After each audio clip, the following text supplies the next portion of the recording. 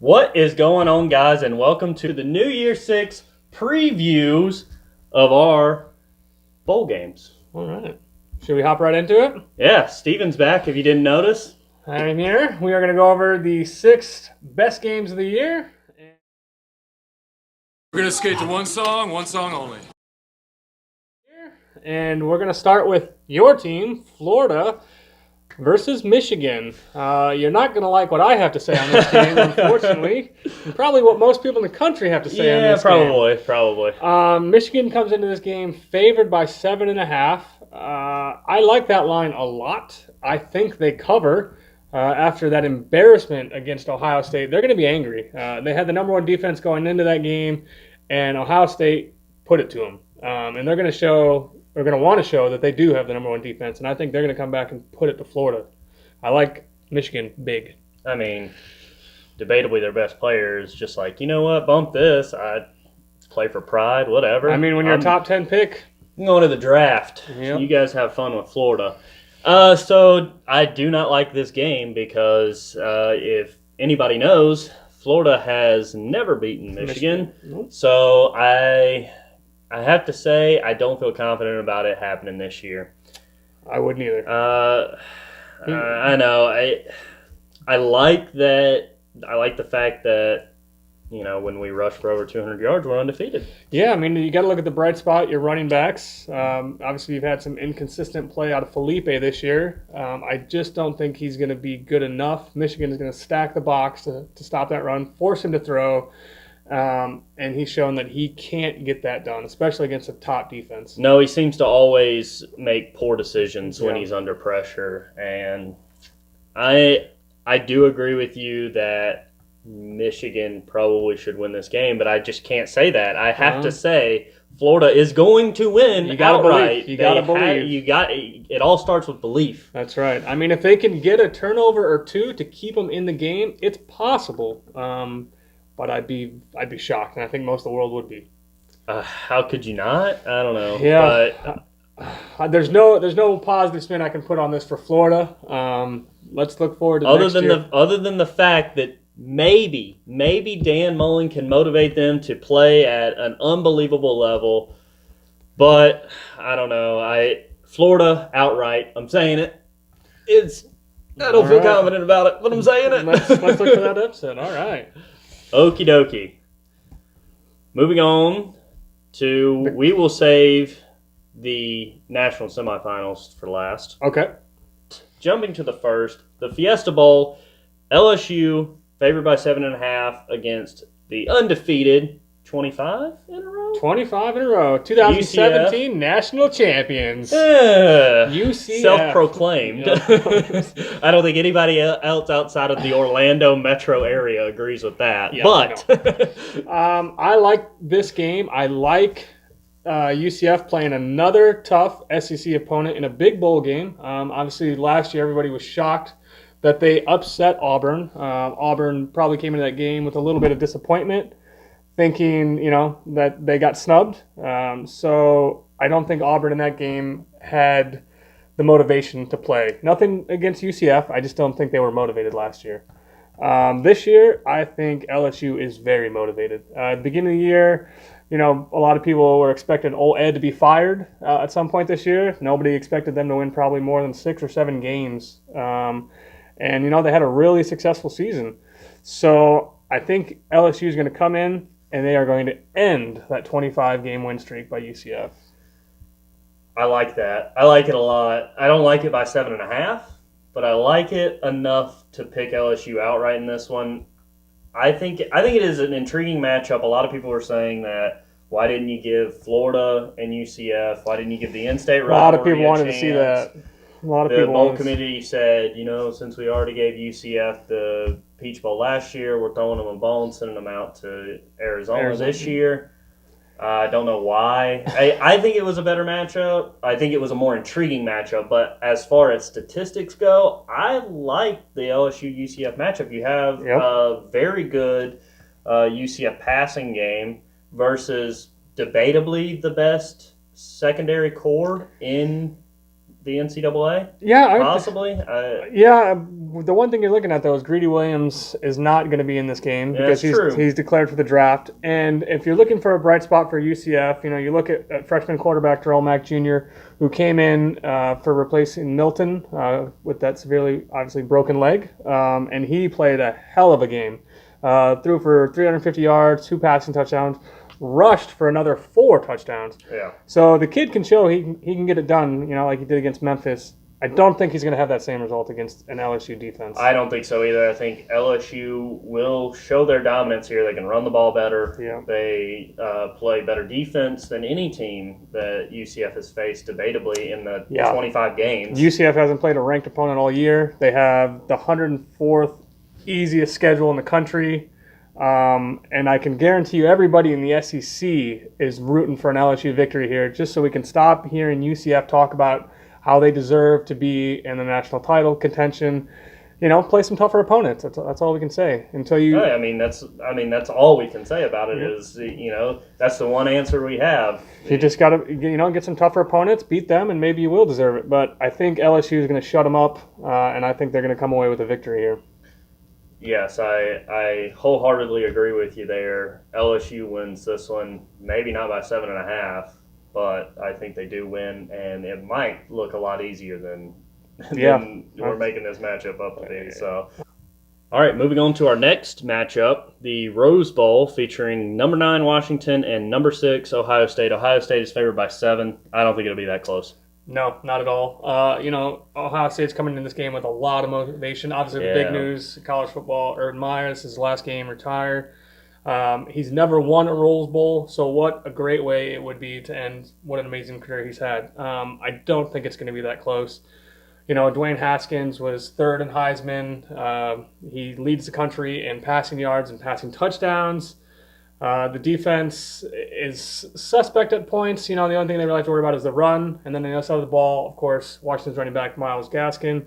That's probably the bright spot for Washington in this game, but I think Ohio State has an answer, and I think they win.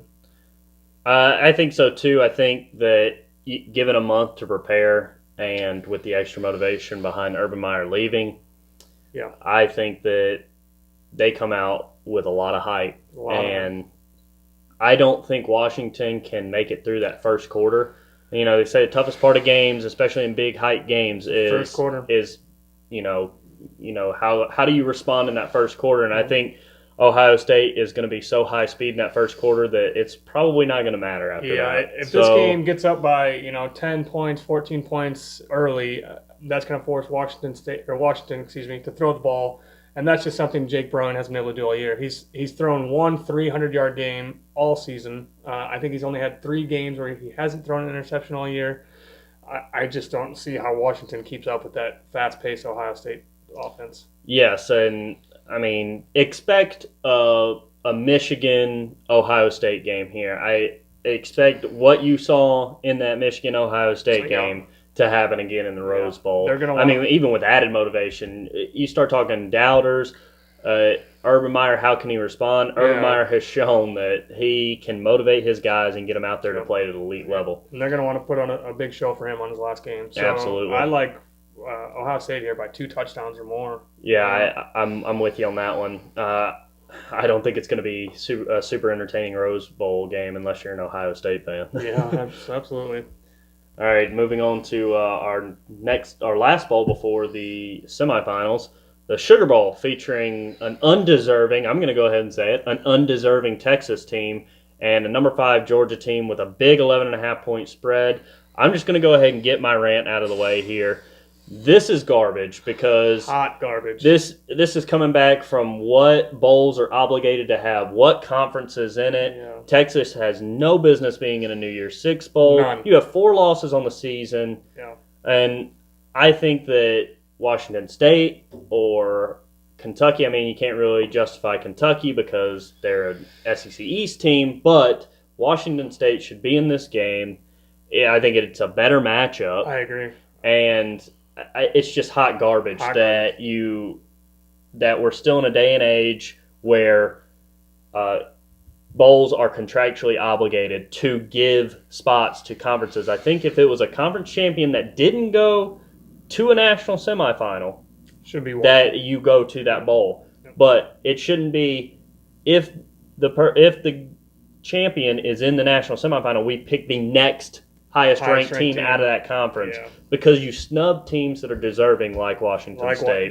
This is probably the game I'm looking forward to the absolute least of the New Year's Six games. I honestly probably am not even going to watch this game.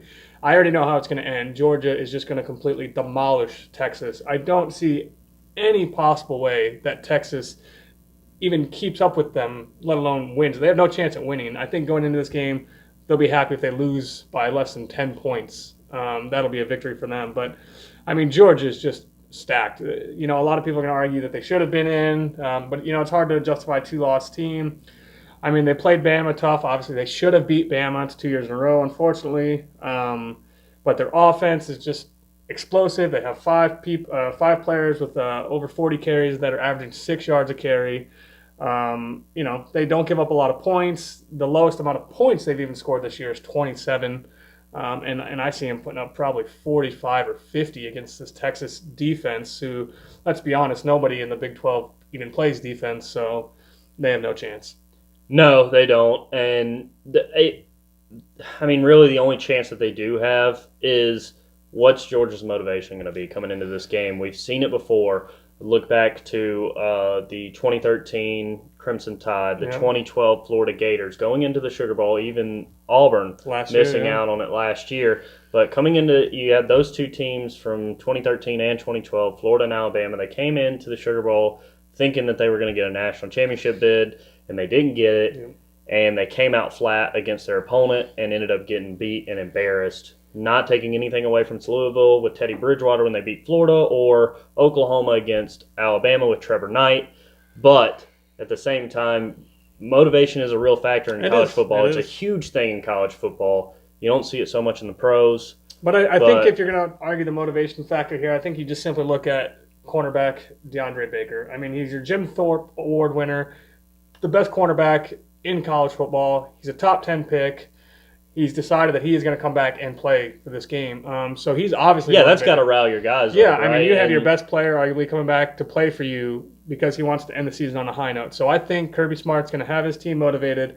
I think they're going to come out and just trounce Texas. Yeah, I think those two running backs and Swift and Holyfield are just going to run. Yeah. Run buckets. Jake Fromm might not have to do a whole lot. He might have to throw 10 passes in this game. I mean, kind of like the Florida-Georgia game. He had to do minimal. Yep. And it made him look like a superstar. So, yeah, I look forward again. And I think Georgia wins huge here. Huge. Again, and it's a good excuse. It's a late game. It doesn't kick off till 8 Central. Yeah. It's Betty by time for Adam. Yeah, absolutely. Yeah, I love Georgia big. Moving on to our first national semifinal, we have the Cotton Bowl out there in Dallas, or Arlington, whatever you want to call it, featuring number 2 Clemson and number 3 Notre Dame. Clemson favored by a huge 13 points. And I'm going to come right out and say it. That is very disrespectful to Notre Dame. 100%. I don't understand that line. I mean, Clemson's been in a few games that they should have lost. And if you're looking just the two together, they both played Syracuse. Clemson barely squeaked by with a victory, and Notre Dame held Syracuse to 3 points. So if you're trying to compare the two with liked opponents, Notre Dame holds the edge. I'm going to go with a huge upset here, and Notre Dame's going to win outright. Wow, really? They're not just going to cover. They're going to win outright, and I'm going to tell you why. They have played a lot tougher schedule than people realize. They've played and beat 4 ranked opponents. Obviously, they're undefeated. They played a tough Stanford team. Obviously, they didn't have the season that they thought in Virginia Tech, but all those teams were ranked when Notre Dame played them, and they beat them. I love Notre Dame in this game. They have a great defense. They put up a lot of points. I think Notre Dame's going to get a victory here.